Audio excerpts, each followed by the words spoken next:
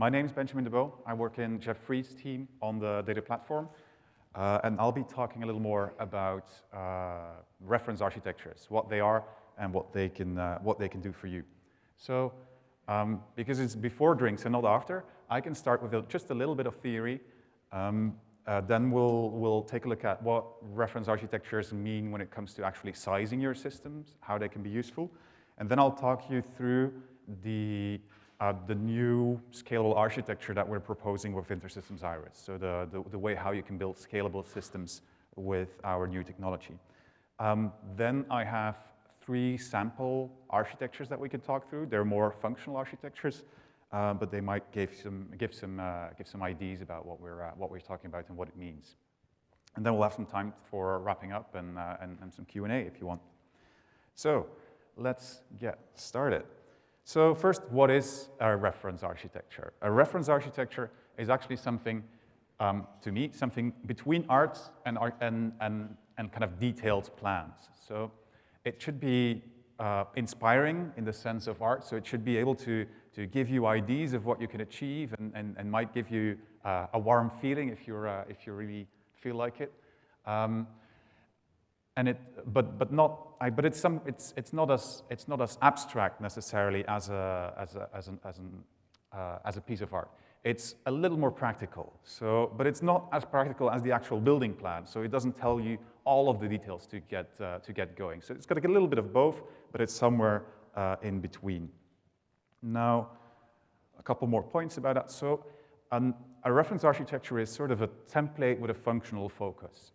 A reference architecture is typically an architecture to achieve a particular goal, to, for example, serve up a web application to a large amount of users.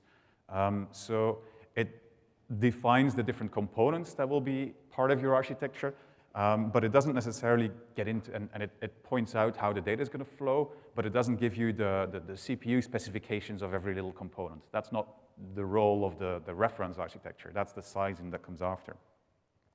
It also typically covers some of the environmental choices. We'll get to environment in a bit. So where are you going to deploy? Are you going to deploy on-premise, in the cloud, mixed, etc.? But a reference architecture is also a guideline rather than an actual blueprint. So it doesn't give you those CPU specification things. It just tells you, well, this is a box that it should be sort of optimized for compute, or this is one that is, well, mainly for storage. And, well, works well on PowerPoint because you don't have to get into all of the detail. And it's sort of the prelude or sort of an ingredient for actual system sizing, for actually identifying how many CPUs or which SKUs do you want to order from Dell, or do you want to order from AWS. So how does that relate to system sizing? So trying to put it in sort of a diagram.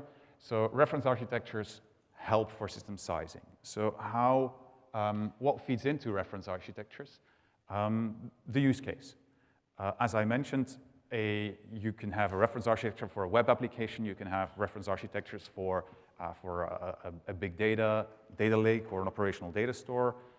So the use case is typically sort of an input, is sort of a choice that leads to a choice of a reference architecture. And then the second main input is the environment choice. So am I going to deploy to the cloud? Am I going to deploy on-premise? And that has an impact on certain components that you might or might not make. But then there's also constraints or things that you don't really, so the use case and the environment are things where you have more choice. SLAs are things that you just have to do.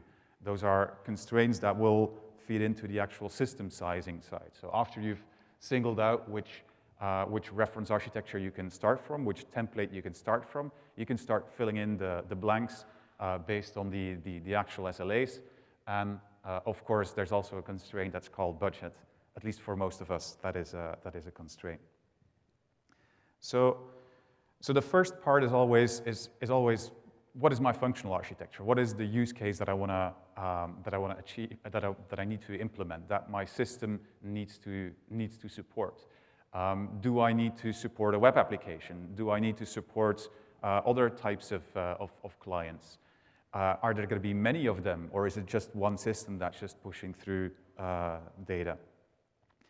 Some high-level SLAs, like, yeah, if they're really tough, they might also have some constraints, or tell you that you might need additional tiers or components to, for example, meet high availability or disaster recovery requirements. And InterSystems IRIS will help you in this functional architecture story by just offering it all out of the box. If you, and we'll get to that later on, if you look at even very complex architectures, will mainly be in InterSystems IRIS colors. If you need to meet very tough SLAs, as we'll see later on, you don't need to deploy a separate in-memory solution in front of IRIS. No, we can give you that performance with just one homogeneous platform. So we'll get to examples of that in a bit. The second main choice that needs to be made is the choice of environment. So there's a lot of choice these days, and there's all sorts of little influencers or little points that kind of help you influence that decision. So what are your scalability, your availability requirements? What is your security requirement? How many nines do you need to have in terms of guaranteed uptime? But these days, the modern technology leaves you still with a lot of choice. It's not that if your application needs to be available to users worldwide, that doesn't necessarily limit you to only cloud offerings. No, there's all sorts of technological choices, or there's still a fair amount of freedom, for example, on whether to use a virtualization layer in between or not. How does InterSystems IRIS help you making the environmental choices? Well, in a way, we're making things worse by leaving you with all of the choices. We don't constrain you in any way. We are not saying like, we can only support on-premise deployments, or we can only support bare metal installations. No, we leave you with all of the options that best suit your needs, and InterSystems will just support it. You can deploy in bare metal situations. You can deploy in containers. You can deploy in Kubernetes pods if you want. And at execution time, ICM, InterSystems Cloud Manager, will be helping you with that, with the actual deployment. So that's how InterSystems IRIS can also help you at the environmental level. So those were the two choices: functional, the functional use case for the functional architecture, the environmental choice. That leads into the reference architecture. But then getting to the actual sizing is sort of filling in the details. That's where you're making decisions on the concrete storage solution that you're gonna get to, the concrete CPU, memory, etc. specifications. So that the menu that you can choose from at this point is already sort of defined by your environmental choice. So, well, if you're going to deploy in the cloud, you're going to look at the list of instance types that AWS or GCP or Azure is offering you. But their menus are pretty extensive. They will have menu items, so actual choices, infrastructural choices for pretty much everything you can imagine these days. So modern technology is really, making it hard because they leave us with quite a bit of freedom, degrees of freedom. So how do we help with the actual sizing? We'll help you in person. We have a technology architect team, the team of David Weaver with Mark Belinsky, Ray Wright, Tony Pepper, etc., who have decades, well, combined almost centuries worth of experience in sizing these systems, in making sure that you make the right choices from these lengthy menus to meet the SLAs that you're confronted with within the budget that you have available. So, so that team is available for consulting if you have particular sizing projects ahead of you. But they also have a lot of content already posted on the developer community that is available for you to look at. So they provide a couple of reference architecture articles and the longer versions that are available as PDF documents that we can share with you before they would come and really help you fill in the details and give you your, well, your order list for Dell. But that's only the beginning. That's your initial sizing. But SLAs have a tendency to start off vague and change over time. So that means that there will always be a couple of unknowns that you need to cater for in your, when defining your architecture. So, and hopefully your business grows over time, so you might need to scale your architecture. Sometimes that scaling can be accomplished quite naturally. Sometimes it will ask you to reconsider your architecture, and you might need to introduce additional tiers to meet these updated SLAs. So sizing is not a one-time effort. It's not only doing the static initial sizing of your system, but it's really kind of an ongoing iterative process to kind of making sure that you keep running cost effectively, making sure that that you have a good recipe for adding resources when you need them, based on a scalable platform. So how do we help with this? By providing you a nicely scalable platform. We have a platform that scales vertically, that's able to leverage big iron in a very proper way. So if you have new hardware capacity, but also, and that's one of the things where we've significantly expanded our capabilities with InterSystems IRIS by allowing you to scale horizontally to address growth in a more incremental fashion. So rather than, I like the analogy that Ian Bray uses in his session on sharding. You can start off by buying a Porsche, and then at a certain point when that Porsche isn't running fast enough, you can sell it and buy a Ferrari instead. That's sort of vertical scaling. That means that you have to replace your server. That means that you have to replace your infrastructure with more powerful infrastructure. That's not necessarily very cost effective, because you might be able to support the same workload by just buying 4 simple forts and just using them in parallel. That's sort of more horizontal way of working. This is an example of one of those reference architecture articles that's available from the developer community. So these are some ready-made recipes for you. So that sort of as a quick introduction, reference architectures and sizing. Now let's take a closer look at what InterSystems IRIS can do for you to deliver these scalable architectures. And after that, we'll see some concrete examples. So building a scalable architecture needs to be simple, it needs to be transparent, and it needs to be efficient. So not just for us when we designed when we implemented the architecture of our platform, but also for you when you are deploying your architecture. It should be simple for you to scale. It should be easy to just add more nodes and get them set up so that they can start supporting your user workload.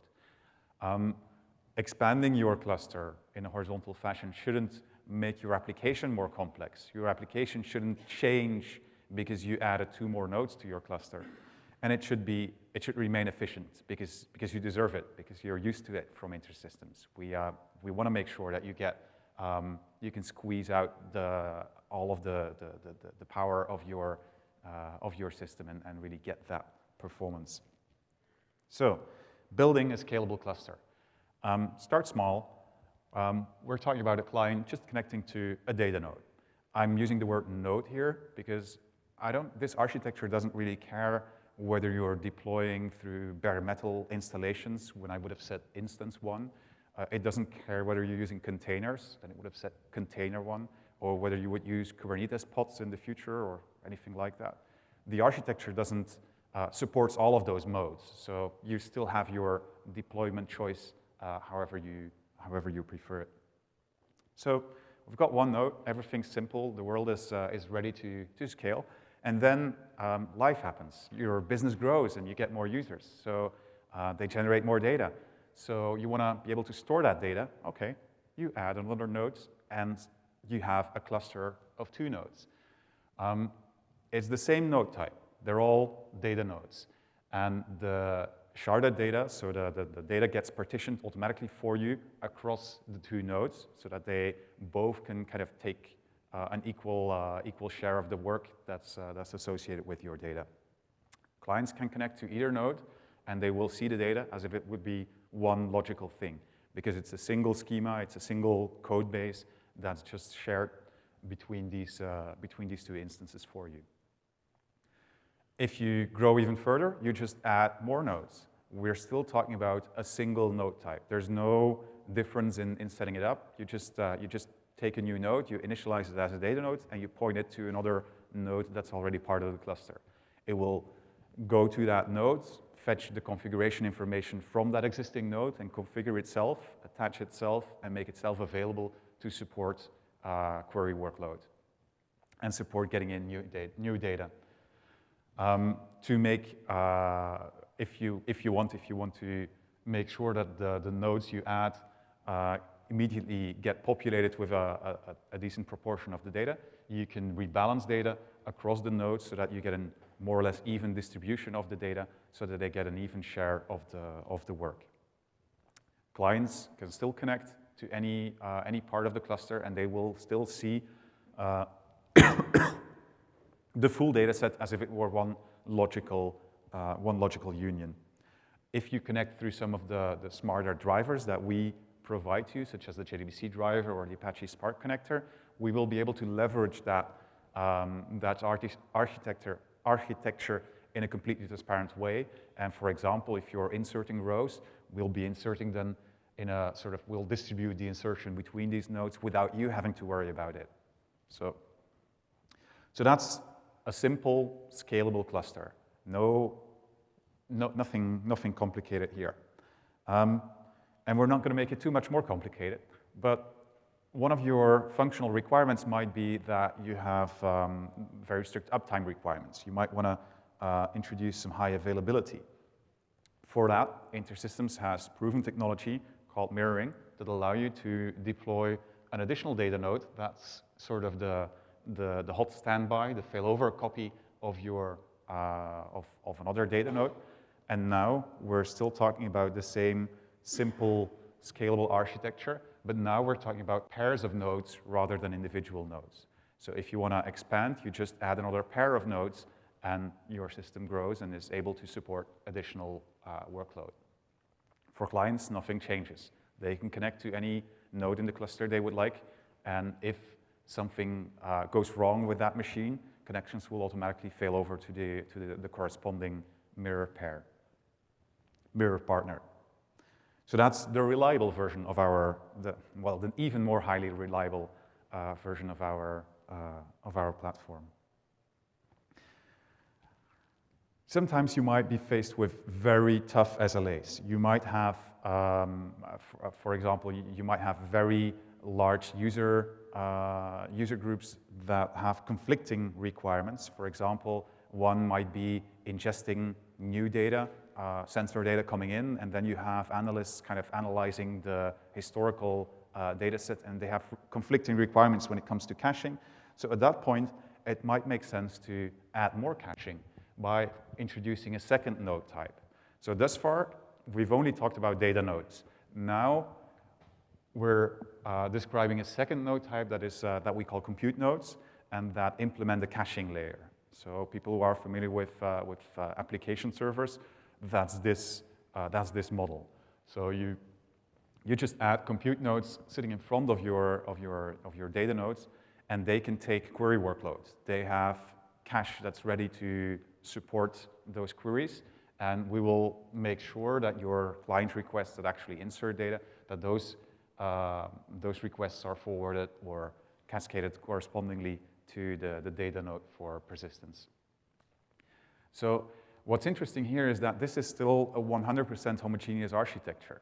If you're talking to Oracle, if you're talking to other large database vendors, they probably can also give you an additional caching layer, but they will do so by recommending Oracle x10 or Redis or GridGain as a dedicated caching layer to deploy in front of your solution.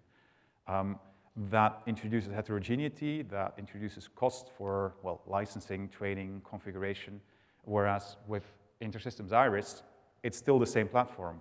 It's just additional nodes of the same technology that behaves the same, that's managed in the same way.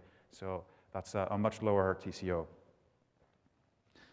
And if we're looking at the scenario where we had more data nodes, it's still virtually the same. So we have compute nodes now sitting in front of our data nodes, and if we want more compute nodes, we just add more compute nodes. And our drivers and our connectivity will automatically take care of wiring the right connections and the right commands to the right servers in this 100% homogeneous architecture. So this is our new model, or the new way how we want to present ourselves to users when they're building up their applications, when they're building up their architectures. So with this in mind, let's take a closer look at a couple of example architectures for more concrete requirements. First, let's take a look at a big application. So multi-workload OLTP system. What does that mean? OLTP, online transaction processing. So our home turf with InterSystems, if you wish. Think about a large hospital information system where we have a JDBC application that's issuing complex transactions to a data node. It's a very large user community. It's a very demanding user community. So in order to kind of load balance those complex transactions, we can introduce a compute layer that's sitting in front of our data node. But maybe, well, it says multi-workload OLTP, so that means that this isn't the only application accessing our data. There might be another web application that's accessing the data. Because it has different usage pattern than these ones, we can just wire it to a separate compute node sitting in front of the same data node. So looking at the data flows in this diagram, or the sort of functional flows. So there's SQL coming from these JDBC applications being served by our compute nodes, whereas the web app is issuing HTTP requests, which translate into object script code running on that compute node. But then, of course, we have our demanding users, and they also demand that our solution is running in a highly available fashion. So we can add a failover data node in a different availability zone to use some cloud speak to support the fact that things will eventually go wrong. And then we want to, of course, extend that to also have our compute nodes, etc., support high availability. So we just gradually extend our cluster to support something like this. So starting with a very simple thing, we've sort of built a functional architecture that solves the requirements of this sort of a multi-workload OLTP solution. If you go and look at the DC article, developer community article of which I posted the top part, it has a lot of diagrams that implement these sorts of multi-workload OLTP solutions. This is one using the AWS lingo and AWS icons. So,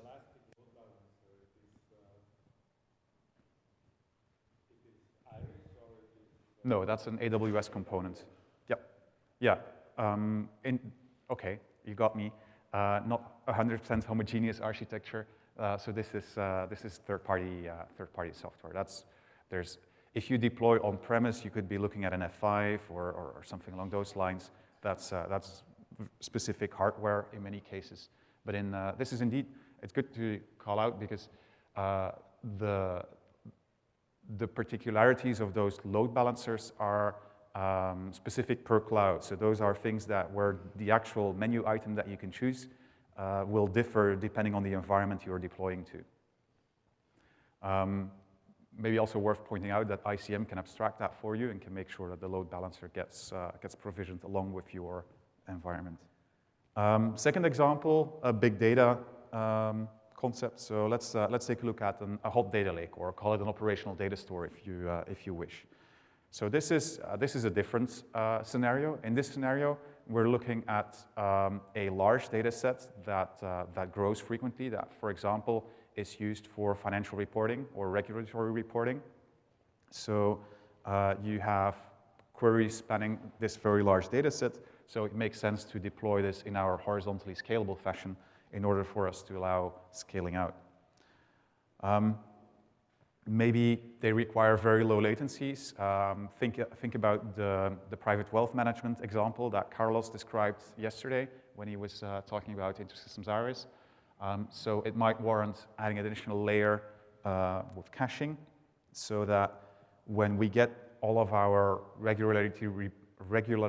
regulatory reporting information coming in from other systems, that we can kind of separate the influx of information and wire that straight to the data nodes from the query app that's going through our compute nodes. So that if this guy is pumping in gigabytes per minute, that these guys' cache is not compromised by it and the queries can keep running efficiently.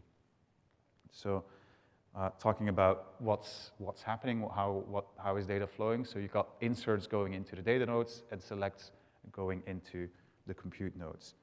And then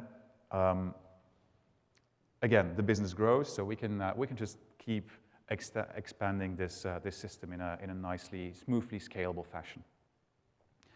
An example of how this looks in a more concrete picture. So this is a diagram from our Google Cloud Platform reference architecture.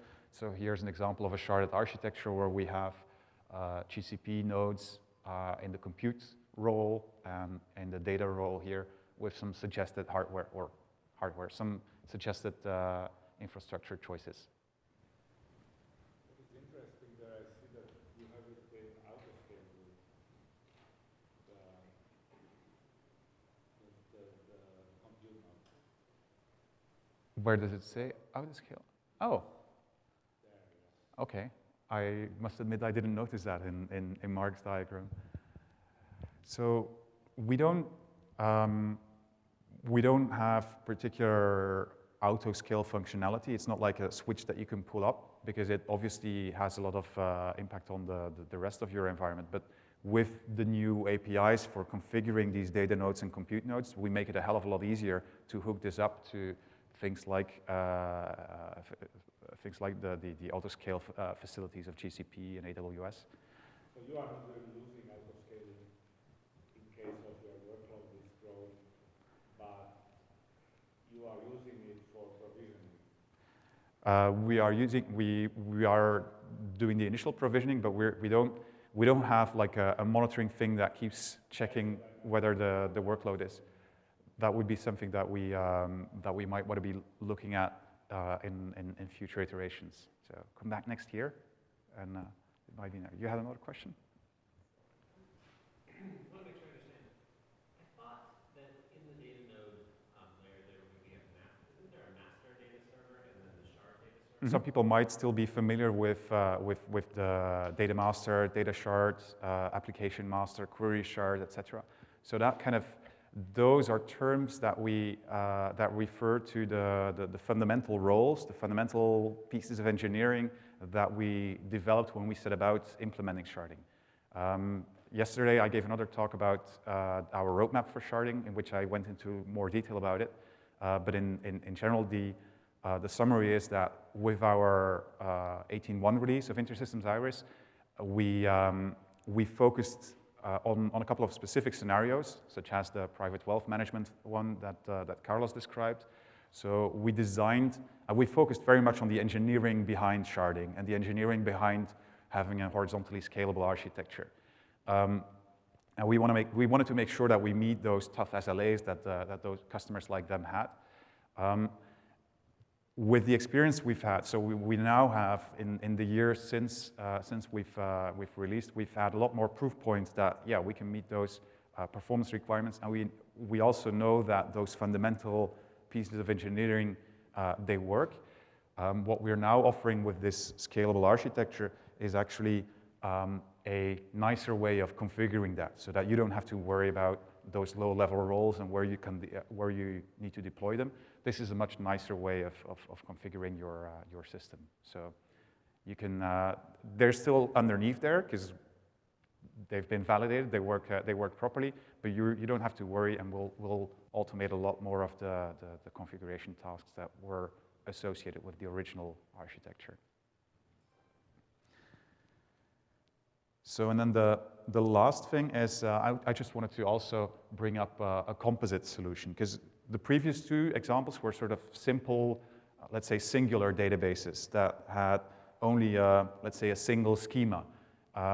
In the real world, things are a lot more complex. If you look at a full health share deployment or a full track care deployment, you've got multiple logical databases that you could you might need to scale individually. So you might need to do the sizing exercise individually for all of the logical databases in there.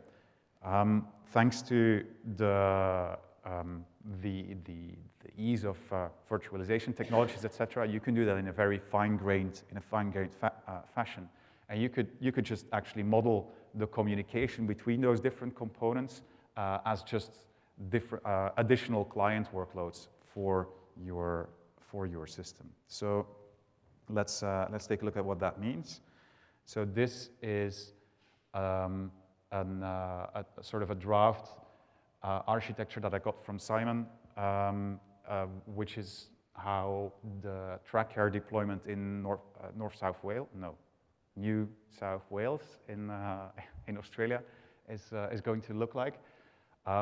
This looks more complex than the pictures that we've seen before, but it is because there's actually multiple systems here. There's multiple systems that we're looking at. And if you look at it if you take a closer look, we can build this up in the same way as we've modeled the previous few slides. So if you look at the main track care deployment, you've got two data nodes. So in a failover pair, you've got compute nodes serving as a cache layer with a web tier in front of it, and then your track care users being load balanced across them. Next to it, there's another, where is it? And we have an additional group of users doing reporting on an asynchronous mirror member.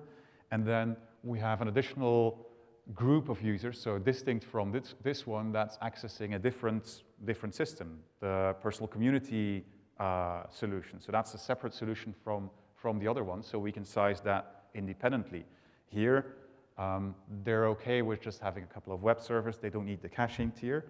And then a third separate system are a couple of third-party integration systems for kind of linking up with other healthcare information systems across the area. And then, well, this is yet another load, but then these little arrows are actually just sort of ways how this system serves as another client for this system and as another client for that system.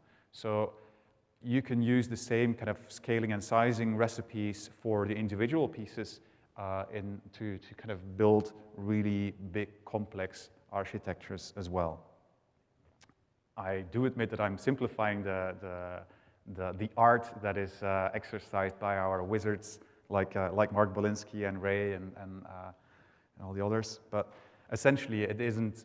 It shouldn't be as frightening, and there's a lot of resources that we can provide that help you, and of course we have a platform that allows you to build all of this out.